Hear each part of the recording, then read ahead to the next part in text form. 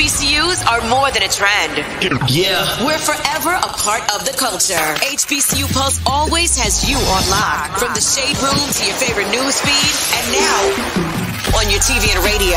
We are the #1 outlet for HBCU culture. Follow HBCU Pulse on social media and visit hbcupulse.com to stay up to date on what's going on in the HBCU community.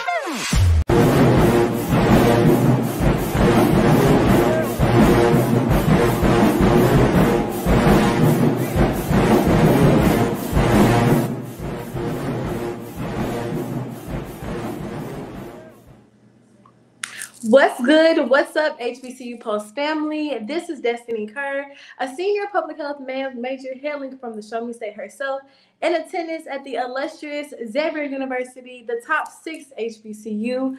Here today to kick off our series of interviews in partnership with the HBCU Experience Movement to promote their latest book edition, The HBCU Experience at the North Carolina A&T University 5th edition. Now listen. This is an amazing book with some great notable alumni. From entrepreneurs to influencers, the sky is the limit. Y'all know the vibes. Hashtag Aggie Pride. We're here in the building with some amazing alumni as he has been putting on for his HBCU community, a former member of the Aggie football team, a native of the southern New Jersey area, developing his brand, Drew Comments. We have here today Mr. Andrew Bullock in the building. How are we feeling today? Yo, I'm feeling all right. About yourself? Aggie Pride till the day Okay, Aggie Pride till the day we die, baby, okay? How's your day been so far? It's been a little eventful. I mean, not too eventful, a little mellow, but, just the usual, get a little work done, arguing with some anti-vaxxers on Twitter. You know how we do. Other than that, just and maybe hit the gym a little bit later. But, yeah. Oh, we've been lifting. Ooh. Oh, yeah, I got to stay in shape now. You got to stand it now. Just because I ain't on the football field no more doesn't mean you can't keep it up. So I know that's right. So tell us a little bit about yourself. Oh, yeah, for real. So, I am, like I said, South Jersey grown, born in West Philly. I'm actually the son of my mother. Well, my mother is an alum of North Carolina Central. So kind of interesting how my whole mama side of the family went to North Carolina Central. I went and chose the rival. But, and it's all good. So, I'm just a guy that's just owes a lot of who I am today to North Carolina A&T. When I got down there after leaving South Jersey High School and going to college and just learning about, what it means to have competition, not just in the classroom, social circles at all, but also on the field as well. And just went through a number of experiences that shaped and molded me and matured me. And I'm thankful for it. So, and then now I just use those experiences to hopefully make the world a better place and maybe straighten out a little misinformation online. And of course, get my opinion on football and things of that nature. So, yeah. Okay. So what made you choose A&T? Why was that your ultimate HBCU? So it's interesting. The way, if you let my mama tell the story, she says that she actually wanted me to go to A&T instead of Central because she felt that the male to female ratio would be more conducive for my learning experience there. She had no idea that things maybe changed since the 70s when she was in college. But in any event, though, no, I saw, I definitely knew I wanted to go to a black school. I knew that in high school. Things like BET football on they used to play football games on BET, Bayou Classic on NBC and that sort of thing. And so when I actually started doing my research on A&T, I was just like, oh, this is great. Jesse Jackson went here. They got all these engineers. It's all these cool people. Say, okay, bet. So I went down there on a visit. I was a senior in high school, and I was like, oh, this place feels like home. And I was hooked. Okay. So walk us through your experience, your time on the yard, starting definitely with your freshman year. So my experience was interesting. Starting my freshman year, I remember the first feeling I had was excitement that my mom and daddy were leaving. I was like, by myself, hey! You know what I'm saying? But honestly and truly, it was just wide open area. I guess that was it kind of almost like being in a real life RPG game. But what I would say is that it was interesting just being able to see people from different backgrounds, meet people from different backgrounds from all over the country and some places all over the world, to be honest with you. And it was at first a little bit of a culture shock coming from, right outside of Philly and then coming down south.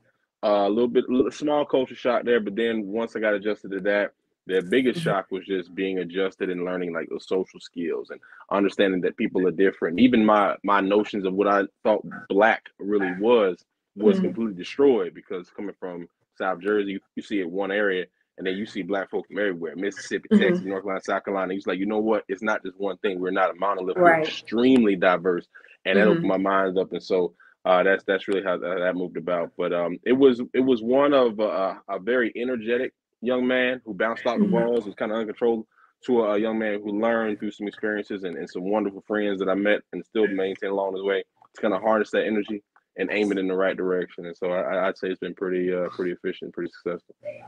Okay, yeah. So would you say like your freshman year was kind of like character development in a sense? Yeah, character development and adventures. I was in, they put me in a dorm called Morrow Hall, which and they put all the realest brothers you could think of, like from all over, from West Charlotte, from you know what I'm saying, Hidden Valley, from other spots and all that, and they had us all in that same hall. And the adventures and just I mean, we really should have had our own. Like, forget College Hill, we would have blown them out when it becomes the ratings and whatnot. Like, it was that adventurous. So it really was. It was one of, okay, freedom, learning how to maintain that freedom and manage that freedom. Learning, hey, mom and dad ain't here to wake you up to go to class, that sort of thing. You got your own responsibilities now, and that adjustment. And also just understanding like how to manage, obviously, the classroom is the classroom, you have to do your work, but then managing those relationships. One of the challenges was just people who have different points of view, and learning how to accept and understand that everyone doesn't see the world the same way that you see it, and being able to be respectful and have, meaningful dialogue and that. So that was a big change for me. So changes freshman year, and then tell us about your sophomore year. Sophomore year, well, the word sophomore means wise fool, right? So like you are actually, and I think mine was pretty much like that, where I had the experience. I'd done a great job networking and all that. And now I just felt like home.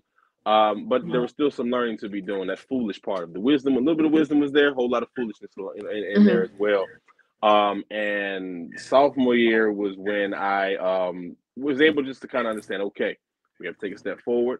Let's focus on, obviously, grades. We're going to focus on that, focus on our body, because we know, football is important. Don't want to get hurt.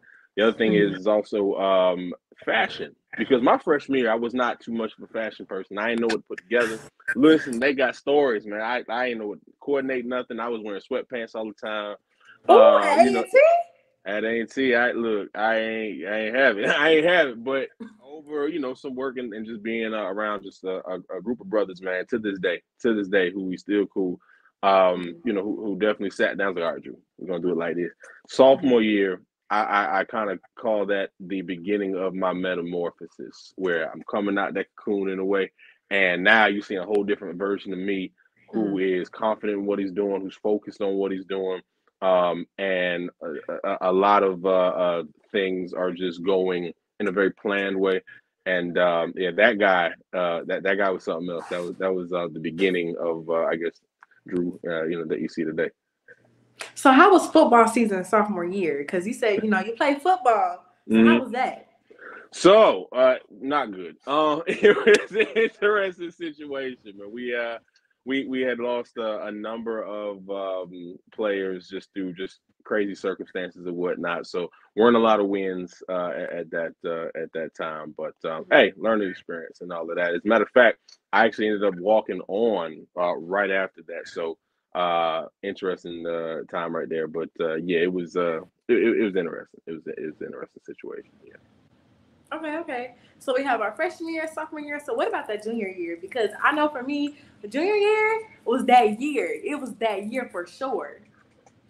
Junior year for me, to be honest with you, that freshman was that year for me, even though I didn't know what I was doing as far as putting clothes on. But I say this, I say junior year for me was interesting because that was my first time off campus. Because now I'm not staying like, okay, because freshman year I'm in Morrow, sophomore year I'm in Cooper, junior year I'm off campus now in what then it was called Riverwalk. I don't know what y'all call it now, but right there on Sullivan.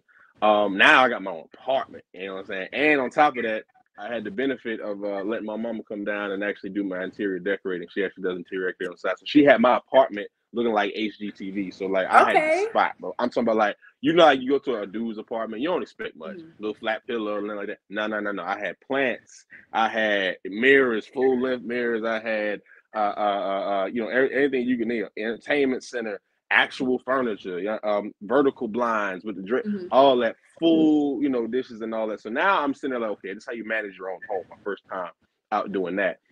So that was that, and the freedom that comes along with that, and I have to worry about RAs and all that, more responsibility, and I think I handled that actually pretty well. That was cool. So, and also that was my introduction junior year into Aggie football, and just getting into that. So okay, now we're not on the student anymore. We just walked on. Now we got to go. Okay, cool. Let's get this and learn how to get up early and do all of that. But it was great. That was great. And just really shaped me and molded me, and I was able to forge a lot of friendships and brotherhoods off of that. Okay. So what about that graduation year, senior year, right? So we done walked on, we done the football, the fashionista, we done did all of that. So senior year, how was that? Senior year was interesting because, again, you're still continuing with your academic studies. And now I'm advancing and learning things and having opportunities to go places, taking trips with the Department of Advanced Journalism up to Boston. And so that was cool. I'm like, oh, this is great, man. We're doing all this. And also there was the higher expectations, because I had, funny story. There was a girl that I actually wanted to talk to, and she was part of the Honor Society. And in order for her to talk to me, I said, you know what? My grades got to be a little bit better than what they are. So I said, let me go ahead and apply myself.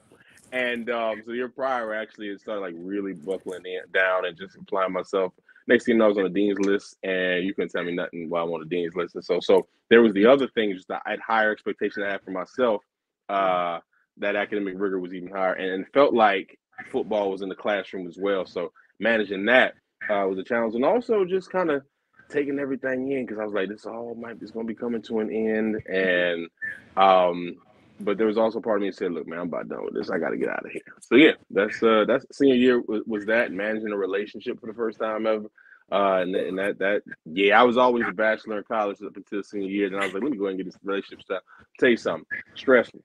I don't know how y'all do it. Stressful, but no, it was good stuff. No ill regard. It was a very learning experience, and definitely got good moments. And also that was the birth of my just endeavors into social media, because I started my YouTube channel my senior year, learned how to start making videos my senior year. And that really was, man, I never thought that when I picked up the camera that time, it would end up changing my life later. But yeah. Okay. So what was your post-grad experience like? Like, was it easy? Was it hard to transition? How was that?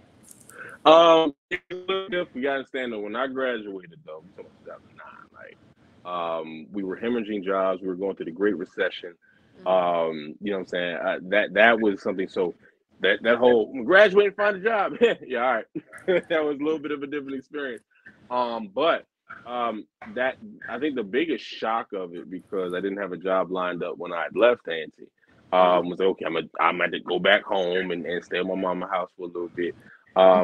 Giving up a little bit of your freedom, not having the advantage of not only just being able to be just around these incredibly, smart people who are just in the middle of training and learning, and that sort of thing, but also just it was difficult because I realized I'd matured a lot from the person that I was when I'd left my hometown. So going back, it's hard to find people to kick it with, because you may not be in the same frame of mind. And some of them, and a lot of people from my hometown have moved on and gone in other places and stuff. Some of them playing professional, sports and that sort of thing, or whatever. So that was a little bit of a challenge there, just trying to find that social interaction too. That reading, writing, arithmetic is fantastic, and that's the core and the bedrock of school. But also that social interaction, that was tough. And that was. But I'll say this: it was challenging as far as once you get employed and understanding how much people don't want to pay, and also getting involved with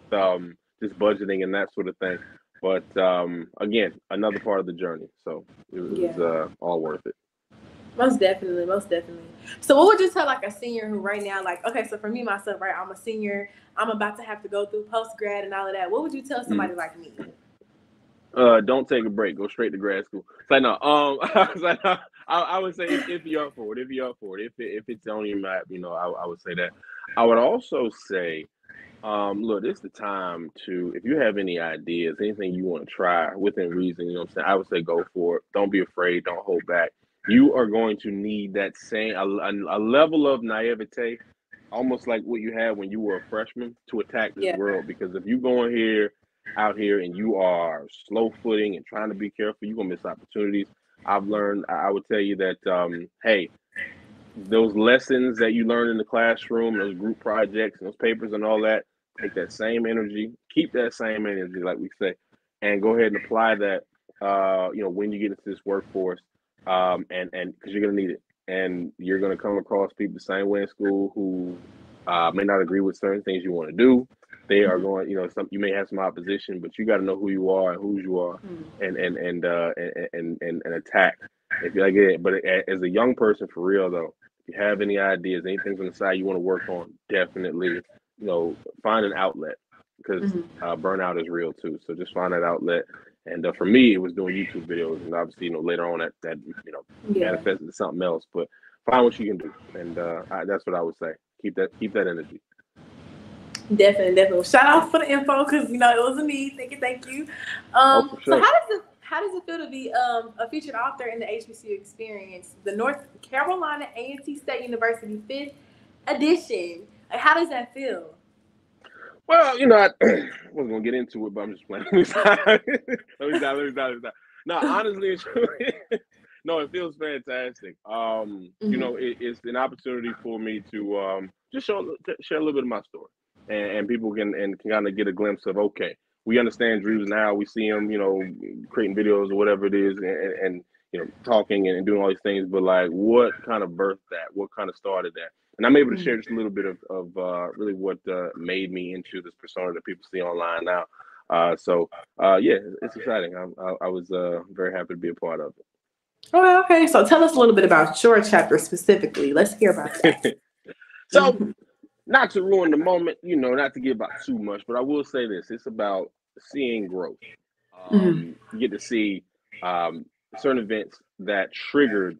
That I would say certain events that actually triggered my growth and triggered that maturation process for me, from that 17-year-old freshman coming out of Winslow Township High School, that guy that got into just brand new world and all that, to the guy that ended up graduating and leaving, and also the man I am now. But you can see that the catalyst for that. I think the main thing I wanted to get across was that even the smallest interactions, if people can take anything away from my chapter, would be the smallest interactions can have the biggest impact. You never know it. And that one-time meeting with somebody, you may be meeting the friend for your life, or it may spark an idea that you can actually use later. So that's really what I want to get across there. So hope y'all enjoyed. It's all right. Yeah, most definitely, because I'm gonna be tuned in. I don't know if y'all gonna be tuning in and reading our book. It will be available on Amazon real soon, so make sure y'all get y'all book. But real quick, I did want to ask, what is one word that you would use to define your 17-year-old self from the you that you are today? Woo! I would say, no, Luke can say have no. You know what I would say? What would I say? I almost want to say live wire, but I'm gonna call him a live wire. He is that guy there. He was just excited about the world, just a ball of energy. That's a phrase, not a word, but like just buzzing and excited about everything. So I'd say live wire, just out of control. Just hadn't harnessed it yet. That's all.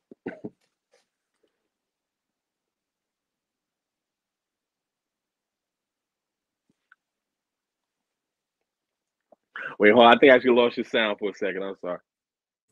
Oh, I said, can you tell us a little bit, real quick, about Drew Comics? Because I want to know a little bit about it.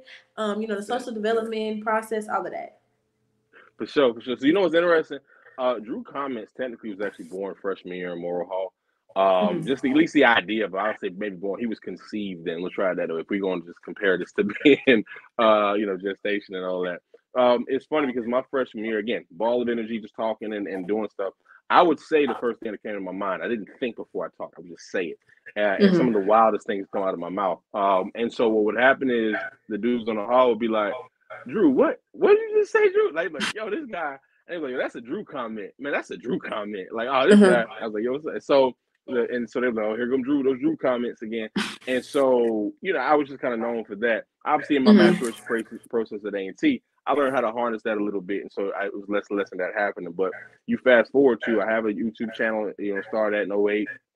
I called myself at that time SJ Safety 18 because, that just kind of sounded like a screen name. And then a few years later, I was like, I got to rebrand to something that people can remember. And I was like, people like names. And I was like, all right, what can I call myself? And I was like, wait, Drew comment. Like, they said I make Drew comments. That's it. Just call myself Drew Comments. There you go. And so it was based off the wild stuff that came out of my mouth. I was at freshman year. And still to this day, I'm saying wild stuff. It just happens that I'm always scientifically accurate. But I try to throw in some just outlandish humor and some analogies that help people understand things like the importance of vaccination and how dangerous viruses are. So yeah, that's really the birth of it. Okay. Now it wasn't too much of them comments. Now it wasn't too risque or anything, was it? I think about 90. I say 85% of those. I could probably talk about publicly. The other 15%, we're gonna act like it didn't happen. But it might be 75, maybe 75% good, and the other 25%. We ain't gonna repeat that. But thank God they want no smartphones. Anyway, we had flip phones back then, y'all. See, it's a little situation. I ain't get a smartphone to my senior year. You know what I'm saying? That Verizon there. But no, it's matter of fact, the iPhone came out when I was an undergrad. That's funny, that first one. So that was the introduction. But yeah. Oh, that was an interesting time. I ain't gonna hold you. That was an interesting time. But no, like those comments were they was up there. People to this day. Game Time is one of my favorites. Whole story behind that. We're gonna leave that alone. But yeah. We'll get into that some other time.